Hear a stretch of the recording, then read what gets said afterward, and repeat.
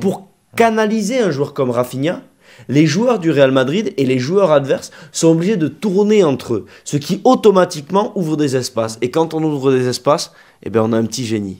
On a un petit génie qui a relancé le match. Bonjour à tous, bienvenue dans une nouvelle vidéo sur Nustik Taka, la première de 2025, le premier débrief sur toute 2025. Vous avez eu ce petit micro-trottoir qu'on a fait justement avec le frérot Tanguy. On revient en débrief, on a eu, je sais, une petite passe où on n'a pas assuré sur le débrief. Là, sur 2025, on commence comme d'habitude. Comment ça va, Sacha? Bah écoute, waouh, ça va... 5 sur 5. Voilà, 5 sur 5, ça va super, c'est fantastique. Tu vois, regarde, on s'était dit qu'on reprenait pour débriefer le Super Classico. Ben, on a une victoire magnifique, on a un Barça qui nous a donné des émotions exceptionnelles. J'en perdais quasiment mes mots. Et puis j'ai envie de lui donner la parole parce que ça fait très plaisir de le voir. Justement. Le frérot Tanguy qui est de retour, qui est dans l'aventure. Début de 2025 en beauté, les amis. On pouvait pas rêver mieux pour 2025. C'est vrai, une nouvelle victoire. Année. Bon, je dirais pas nouvelle équipe, mais nouveau trophée. C'est ça, exactement. Voilà. C'est exactement ce que disait Tanguy. Bon, le Barça a remporté ce match 5-2. On s'est quand même fait un peu peur. Moi, j'ai envie de dire à cette minute fatidique où justement il y a ce rouge de Chesney. C'est un rouge pour moi mérité quand même. C'est un rouge qui rappelle des cauchemars. C'est ça. Alors, je suis désolé les gars, on revient, on vous a laissé pendant 3-4 semaines et on revient avec du négatif sur une victoire 5-2 en finale de Supercoupe. Vous allez nous dire, les gars, vous êtes fêlés. Mais honnêtement, c'est la première des choses qu'on veut dire, je pense. Cette expulsion de Chesney. Et c'est vrai que ça a rappelé un peu ces espèces de fantômes. On s'est dit, waouh, on s'est tous revus au Montjuic. L'expulsion d'Araujo avec un score, alors moins fleuve lors de ce match-là face au PSG. Mais voilà, c'est ça. T'as la sortie de la mine, on te dit, oh là là là, les vieux épisodes se répètent. Et au final, c'est une équipe qui a réussi à tenir. Bon, on a vu quand même la différence entre Chesney qui arrête des ballons et qui est un gardien professionnel et celui qui l'a remplacé. Même s'il a fait une très belle parade. Oui, à un moment donné, il a fait une très belle parade en fin de match sur Mbappé. Mais voilà, gros chapeau à l'équipe qui a réussi à tenir vraiment alors qu'ils étaient à 10 contre 11 contre un Madrid galvanisé, contre un Madrid qui adore ce genre de scénario. Et moi, ce que je retiens de ce match-là, c'est qu'on a vraiment la naissance aussi d'une équipe cette saison. Parce que l'année dernière, tu es, alors certes, à 10 contre 11 depuis plus de temps que ça, d'accord. Mais tu as une équipe qui n'a pas de fondement collectif. Là, ce soir, tu as une équipe qui a un fondement collectif et c'est une équipe qui, grâce à ça, arrive à tenir. Et donc, chapeau, monsieur Hansi Flick. Pourquoi chapeau, monsieur Hansi Flick? Parce que moi, j'attendais un grand match de Lewandowski. Moi, je trouve que Lewandowski a été plutôt performant. Il a marqué le but du 2-1 sur penalty, c'était pas facile. C'est pas facile.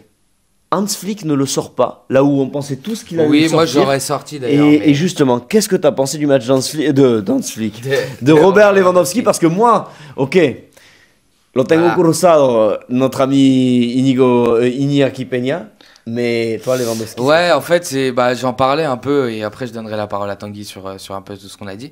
Mais en fait, on me demandait justement sur ce match qui j'attendais et j'ai dit dès le début que je n'attendais rien de Robert Lewandowski. Aujourd'hui, j'ai envie de dire qu'il m'a un peu fait taire, c'est vrai. Il a été l'avant-centre qu'on espère au Barça. Surtout, moi, je veux souligner son rôle quand Lamine est sorti, parce que j'avais vraiment pas prévu ce qu'il a proposé juste après. Il est quand même, comme tu dis, à l'origine, il marque quand même ce but sur penalty qui est très important. Rien à dire sur Robert Lewandowski. Il a fait un match complet. Et je sais pas toi ce que tu as pensé de Robert et aussi de ce qu'on a dit de cette petite frayeur qu'on a pu avoir. Moi, je vais revenir surtout sur Robert, parce qu'on se dit... Pourquoi Hansi Flick ne le sort pas? Et en fait, il y a cette expérience qu'il va apporter. Il va énerver Asensio à un moment donné. Exactement. Oui, c'est sûr. Lui faire générer un carton jaune. C'est ça, exactement. Tu génères les cartons jaunes côté Real. Tu gardes tes petits ballons. Et franchement, sur ce match de Lewandowski, moi, j'ai envie de le saluer. J'ai envie de saluer sa performance. Parce que voilà, il a eu ces derniers temps des matchs pas facile, très compliqué, et ce soir, il répond présent, il énerve l'adversaire et par l'expérience aussi, par son expérience, que le Barça a fait le dos rond dans cette deuxième partie. Ouais, tout à fait. Et désolé les gars de vous prendre la parole là-dessus, mais ce midi, en off, on était tous en train de déjeuner et puis on s'est dit, on a commencé à parler du Barça. Alors on viendra sur Lamine juste après, oui, c'est sûr. Mais on a surtout dit que le joueur en fait référence de l'attaque, pas celui qui fait gagner le Barça, mais le joueur référence de l'attaque, c'est Rafinha. Aujourd'hui, qu'est-ce qu'il vous fait Rafinha aujourd'hui? Celui qui est derrière ce maillot là. Il met une tête exceptionnelle. Alors il croque la première. Ouais, la première, mais... dur. Mais pour moi, parce qu'il croque sur la première. Mais par contre, sur la seconde, magnifique. C'est magnifique. En fait, on n'avait même pas vu venir. Alors, justement, quand nous on regardait le match, il y a la sœur Edzia qui nous dit bah, j'ai la notif, les gars. Et du coup, on a eu un peu ce truc. On pensait le 2-2, nous, parce qu'elle nous le dit avec une tête d'enterrement. On lui fait un salut d'ici, elle verra peut-être la vidéo. Et donc, au final, tu as cette tête de Rafinha. Ouais. Il continue, j'ai envie de dire, sur la lancée qu'il avait bien commencé cette saison avec le Barça. Je suis vraiment content pour lui parce que, comme tu dis durant le déjeuner, on avait un peu ce débat-là de savoir, bon, est-ce que quelqu'un pouvait prédire vraiment ce qu'est Rafinha actuellement? Au final, personne ne pouvait le prédire.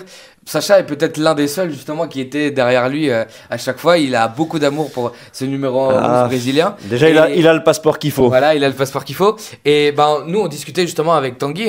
On l'avait suivi aussi à Rennes. Et quand il est passé à Leeds, on a vu qu'il y avait une étape. Et avec Tanguy, après je te passe la parole. Avec Tanguy, on se disait peut-être que de Leeds à Barcelone, le pas est trop gros. Trop grand. Moi, je te dis, moi-même, aujourd'hui, je suis le premier surpris de voir un tel Rafinha à ce niveau-là. Ouais. Moi, l'image que je retiens de son match, c'est un Rafinha perclus de crampes. Tu te dis, il donne tout. Il donne le tempo. Voilà, oui. Il donne le tempo de cette équipe. Et ça, c'est primordial. Et il n'économise rien, en fait. C'est-à-dire qu'il donne tout dans le match. C'est-à-dire que le moindre effort... En fait, c'est le genre de joueur... On a souvent des joueurs, ou même quand on fait du sport, nous, voilà, on se dit, ouais, est-ce que j'y vais vraiment à ce moment-là? Et lui, en fait, il y va toujours. Et aujourd'hui, il est encore plus récompensé. Et tu vois, là, il est dans une équipe qui fonctionne et tous ses efforts ont du sens. Et mine de rien, il récupère des ballons, il y va. C'est un mort de faim. Et il était face à certains morts de faim, comme un Rudiger, mais il l'a mangé. Et c'est ça qui est fort. Exactement. Et son but, il résume tellement parfaitement le Rafinha actuellement. Ouais. C'est une tête rageuse. Il est dans le bon tempo à chaque fois. Il est agressif, il est parfait. Voilà. Et son match le résume très bien. Et j'ai envie de dire aussi, pour suivre un peu ce que tu disais, le deuxième aussi, parce que, en fait, on en parlait justement cette saison, et on se disait avec Sacha, on l'a dit dans d'autres débriefs aussi, que ce Rafinha, il ose le dribble. Voilà. Il ose un peu ce qu'on appelle ici en Espagne, la picaresca, c'est-à-dire le petit geste qui fait plaisir, le petit geste. Ça régale, ça régale. Ça régale. Et donc, le but qu'il met justement où il met dans le vent le défenseur du Real, c'est vraiment le nouveau Rafinha. C'est vraiment la renaissance de ce joueur. C'est un joueur qui est en pleine confiance. C'est un joueur qui est en pleine confiance avec son corps parce que, alors ok, comme l'a très bien dit Tanguy, il a fini, perd plus de crampes et tout ça. Mais quand vous voyez la musculature du type, mais il est fait en acier. C'est-à-dire qu'il n'y a pas un gramme de graisse. Il est impeccable. Le gars, il est parfait. Et tu vois ça, voilà, sur le terrain, il vole à chaque fois. Il peut aller sur chaque duel, il peut se projeter sur chaque ballon, il peut à chaque fois pousser. En fait, c'est cette attitude-là qui pousse au final le défenseur adverse à lui aussi devoir donner 100%. Mais si le défenseur adverse, il n'est pas dans cette mentalité où il a toujours simplement pas le gaz, là, on va avoir un vrai problème du côté de l'adversaire et c'est là où Rafinha il va être encore plus percutant. Et parce qu'au final, ça s'est vu dans le match. Oui. Alors au début, d'accord, il avait un premier vis-à-vis, il avait le latéral, ensuite il avait le défenseur central, ensuite à un moment il a eu Valverde. C'est-à-dire que pour canaliser un joueur comme Rafinha, les joueurs du Real Madrid et les joueurs adverses sont obligés de tourner entre eux, ce qui automatiquement ouvre des espaces. Et quand on ouvre des espaces, on a un petit génie. On a un petit génie qui a relancé le match. Et là j'ai envie de donner la parole encore une fois au Réfé Pierrot. Le petit génie, là. La petite passe au filet. Non, mais on en a parlé, et on a parlé aussi avec les gens qui regardaient le match avec nous. Je fais le big up à Xavi qui est derrière la caméra, qui aussi est ici. Il est là, le frère Xavi. Et on en parlait justement, et en fait, j'aime pas du tout les comparaisons, et encore moins avec Lamine, parce que j'ai un peu ce traumatisme de en dessous, et j'ai pas envie qu'on continue dans la comparaison. Sauf qu'à 16-17 ans, n'ayons pas peur des mots, c'est du jamais vu. C'est du jamais vu. C'est du jamais vu. Et il met un but qui me fait énormément penser à un des buts du 3-2 lors du Classico. En plus, on le regardait avec Tanguy. En fait, avec Tanguy, je t'explique, on a regardé plusieurs matchs avant ce match-là. On s'est remémoré de mon souvenir. Et on avait vu ce but, et moi, quand je l'ai vu, j'ai pensé directement à Messi. Un goal à Messi. C'est incroyable. Un peu sur Lamine, du coup, qu'est-ce que tu pensais? Avant de te prendre la parole, excuse-moi, j'ai vraiment eu une inspiration. En fait, là où ce qui est fort avec Lamine, c'est qu'il y a souvent des mèmes ridicules sur Messi qui a marqué contre Eibar, tout ça. Au final, il faut savoir qu'il a marqué plus contre le Real Madrid que contre Eibar, mais bon, c'est pas grave. Mais ça, c'est vrai que c'est des buts que Messi mettait face aux face aux petites équipes du championnat, voilà, les petites passes au filet pour s'amuser. Ben là, ce soir, Lamine, il le met face au Real Madrid, il le met face à Courtois. Il a montré face à Courtois qu'il s'amusait et qu'il faisait une passe au filet. Moi, en fait, ce que j'ai envie de dire par rapport à Lamine, c'est un génie. Enfin, on parle de son âge, mais moi, je pense même plus à son âge. Oui, Enfin, c'est sûr. il joue comme un joueur qui est à l'apogée de sa carrière, qui a 25, 26, 27 ans. Et on pense même plus à son âge. Enfin, il a 16 ans, quoi. Lamine Yamal a 16 ans, les amis. Il est À 17 maintenant. 17 mais... maintenant. mais voilà, c'est fou. C'est fou, on perd la tête. Justement, on perd la tête, on perd le compte. sait même pas. Justement, moi, je pense que là où en fait le Barça est fort, c'est que un peu sur une des questions que moi, parce que quand j'avais eu l'opportunité de parler avec Mascherano cet été, j'avais posé une question sur Lamine Yamal et il m'avait dit toute cette nouvelle génération, en fait, on regarde plus le document d'identité, on regarde plus l'âge. Si t'es bon, tu joues sur le terrain, un peu comme disait Mbappé, non, si t'es bon, t'es sur le terrain. Et en fait, c'est vraiment ça qui est impressionnant. Oula, excuse-moi. Quoi ? Je viens de penser à quelque chose, là, il faut qu'on le dise juste après ton intervention. D'accord, ok. Moi, ce que je voulais dire, c'est que justement, dans ce rythme de jeu qu'a Lamine, il y a aussi moi un joueur que je voulais souligner, et je te renvoie un peu la balle, et c'est la prestation de Baldé, qui pour moi a fait un vrai bon match. Il a été justement fautif sur le but, je pense, à Mbappé. C'est très compliqué de défendre sur Mbappé. On sait que c'est pas les qualités premières de Baldé sur ce match-là, mais sur l'offensif, là, aujourd'hui, on peut dire qu'il a été au top. Eh bien, écoute, je te renverrai la balle après sur mon illumination, parce qu'il faut aussi qu'on mette en lumière son match. Et je pense qu'on aura un autre joueur encore après à mettre en lumière et on aura fait le tour, mais c'est vrai, Baldé. Baldé, j'ai été très sévère avec lui ces dernières semaines. Personnellement, d'avoir vu son match depuis le Benito Villamarín, j'étais effaré de voir un joueur aussi peu concerné, autant à contre-temps, aussi fainéant. Et là, ce soir, alors il commence le match très péniblement avec cette aspiration par Mbappé, et il est clairement sur la photo du but, clairement. Mais au final, il a réussi à jouer avec ses qualités. Pourquoi ? Parce qu'il y avait un Barça qui était conquérant, un Barça qui savait ce qu'il allait faire, et encore une fois, une équipe qui a retrouvé un petit peu ses certitudes. Et lui, il s'est senti en pleine confiance, et quand Baldé est en pleine confiance, c'est un Baldé qui peut attaquer. C'est un Baldé, on a l'impression de le retrouver en 2023, qui a ce champ devant lui et qui cavale. Là, ce soir, il avait des jambes, ça fait vraiment plaisir. Il était concentré sur ce match-là, il était impliqué. Moi, ce que je lui demande après, c'est d'être impliqué sur tous les matchs de la saison et de ne pas être nonchalant comme ça. Mais c'est vrai qu'aujourd'hui, quand tu retrouves un latéral qui est comme ça, tu as un Barça qui a beaucoup plus de force, ça permet aussi à Rafinha d'aller un petit peu plus à l'intérieur en ayant le côté qui est autant occupé au niveau de la vélocité. Donc le danger est toujours permanent en fait pour le latéral adverse, mais il n'est pas généré par le même joueur, ce qui permet un peu plus une économie d'énergie et ce qui permet aussi une meilleure circulation de balle, une meilleure circulation entre les joueurs, quand ils se changent un petit peu comme ça avec le milieu, quand Pedri peut aller un peu plus devant, quand Rafinha va un peu plus sur le côté, ou alors que ça repermute, tu as ce triangle un peu qui est vraiment dynamique. Et c'est pour ça que Baldé est très important, mais il faut qu'il arrive à le faire à chaque match. C'est très bien d'avoir fait face au Real Madrid. Il y a ceux même un peu qui circulent que comme en gros les seuls centres qui réussissaient face au Real Madrid. Là il faut pas que le seul match de 2025 qui réussisse ce soit ce match-là. Mais j'ai envie de te lancer, Pierrot, maintenant sur Cubarsí. Parce que Cubarsí, dernière minute, Inigo malheureusement il nous a quitté à la 30e, mais Cubarsí il a encore tenu sacrément la baraque. Cubarsí, c'est un phénomène que moi je comparais du coup avec des pincettes, mais par rapport au poste aussi. Je veux dire, le fait de s'imposer dans cette équipe à cet âge-là, ça parle du génie de la Masia et ça parle du génie de la génération aussi de Lamine Yamal.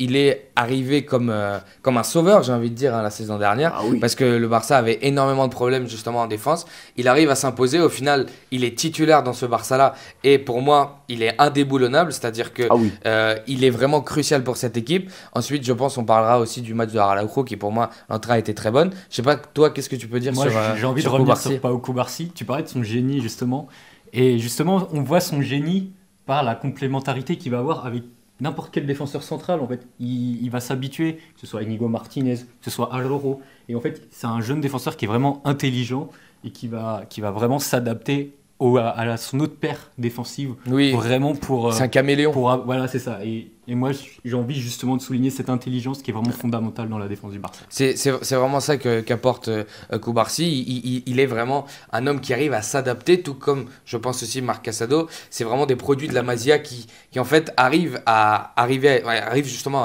à la première équipe avec tout en fait déjà préfet et ils sont indéboulonnables. Moi je voulais parler de Araujo, on va en parler. Je sais pas si toi avant ça tu voulais parler d'un autre joueur. Écoute, on arrive vers la fin de la vidéo, voilà, vers les 15 minutes. 15 minutes, ça me fait penser que c'est la 15e Super Coupe du Barça. Le Barça a deux Super Coupes d'avance sur le Real Madrid et le Barça va enfin montrer un titre à Montjuic et ça va faire plaisir. Ouais. On l'attend donc face au Betis et ça va être magnifique. Voilà, parce que ce stade, cette architecture mérite un titre et pour moi c'est le plus beau titre au niveau esthétique qu'on peut avoir au niveau du territoire espagnol, magnifique. On revient sur le débrief pour une dernière un petit peu aparté sur un joueur. Tu m'as posé la question.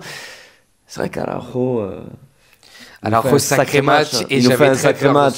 Moi aussi parce que il est sur le départ. Moi je pense que c'est aujourd'hui irrévocable. Il a pris cette décision là selon toutes les informations de la presse. À voir si les émotions de Denis Brognard, mais à voir si ce qui se passe un petit peu ce soir avec les célébrations, un petit peu cet esprit collectif lui fait changer la tête. Mais je pense que son aventure à Barcelone est peut-être terminée. S'il y a un chèque qui vient, tant mieux. S'il veut partir, voilà, ça fait plusieurs hivers qu'il nous fait le coup. Maintenant, voilà, qu'ils le disent. Maintenant, encore une fois, voilà, je pense que c'est dommage parce que c'est un joueur qui gagnerait à faire cette épreuve, comme on dit en espagnol, d'autocritique, voilà, d'assumer un petit peu son erreur face à Paris et d'arrêter de se cacher. C'est pas grave, on l'aime quoi qu'il arrive. Maintenant, s'il préfère ne pas nier tout ça et partir, qu'il parte. En tout cas, ce soir, si c'était son dernier match avec le Barça, il aura sacrément tenu la baraque. Il aura fait des fautes intelligentes. Il aura été toujours bien placé. Alors c'est vrai, il y a juste avant le coup franc un petit peu qui donne le 5-2 et la frayeur, c'est vrai que ça aligne un peu mal et donc le hors-jeu est un petit peu caduque du coup, mais voilà, on a eu un Araujo qui était concentré, un Araujo qui a paru en jambes et voilà, écoute, bon vent s'il part. Maintenant s'il décide de reconsidérer sa décision et de continuer, mine de rien, voilà, ce soir il aura quand même fait un bon match et c'est pas n'importe quel match, encore une fois, c'est un classico, c'est hyper important, c'est le premier titre de la saison, on sait à quel point c'est fondamental parce que en fait il y a toujours cette jalousie du côté de Madrid avec le sextete de Pep Guardiola et eux ils parlent à chaque fois du septete, voilà, d'essayer de faire 7 titres en regagnant tout, mais voilà, dès ce soir les mecs, c'est mort, voilà, c'est mort. Seul, et encore une fois le Barça a possiblement le triplé historique en gagnant, on l'espère, la Copa et la Liga. Il y a eu 2 mois difficiles, mais voilà. En tout cas, je pense que pour moi, c'est bon. Les gars, si vous voulez rajouter quelque chose. Sur Araujo, si tu voulais dire quelque chose de plus. Non, pas sur Araujo. Je voulais revenir sur le match. C'est une oxygénation pure, en fait. Cette victoire. Ouais, justement, on en parlait un peu quand on faisait un live du coup avec Gezia sur TikTok avant. Et c'est vrai que la situation en fait à laquelle tu te confrontes, si jamais tu perdais ce match, c'était terrible parce que tu avais du coup tous ces problèmes au niveau des bureaux, tu avais tous ces problèmes au niveau la Porta qu'on a vu célébrer. Voilà, tout ça en fait. Et puis du coup les mauvais résultats aussi qui étaient une habitude sur cette fin d'année en Liga. Je pense que ça va clairement relancer le Barça. On espère justement que ce Barça va se relancer un peu en Liga. La première des choses, ce sera forcément ce match en Copa del Rey pour moi, pour continuer dans la bonne lancée. Et au Geta. Et au Geta, justement. Nous, je pense qu'on a fait le tour. Comme d'habitude, on vous remercie pour avoir vu cette vidéo. N'hésitez pas à vous abonner à la chaîne. Maintenant, il y a du gros qui va arriver en 2025. Oh oui. Du très très gros.